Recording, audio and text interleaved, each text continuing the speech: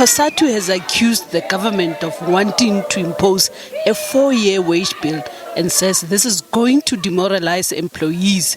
It says that the speech does not address the high levels of corruption or even ways to help stimulate the economy. The Labour Federation says is relying mostly on the Economic Recovery Plan, which is before NEDLEC, to help enhance local procurement and create the much-needed jobs. You have to address the fundamentals, which is corruption, which is wasteful expenditure, which is collapsing SOEs and municipalities, but also a stagnant economy.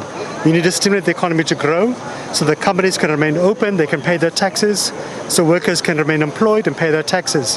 What government is doing is simply saying we're going to cut expenditure, we're going to pose a freeze, and somehow pray for miracles that the economy will pick up on its own, that jobs will be saved on their own. And for us, that is going to worsen the situation.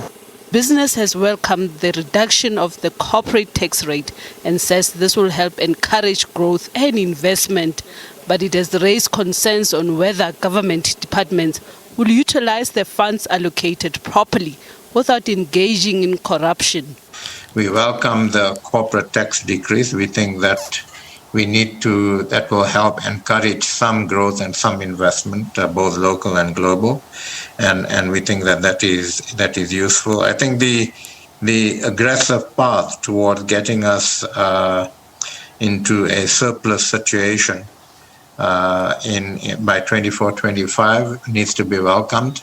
But again, the budget can only do so much. It's essentially telling us how much money we're going to raise and how we're going to allocate those monies. The important part is for the departments to actually implement and deliver. Business says only time will tell on whether the envisaged economic growth of 3.3% for this year and the debt stabilization efforts will be realized. Naledi Matlapeng, SABC News, Johannesburg.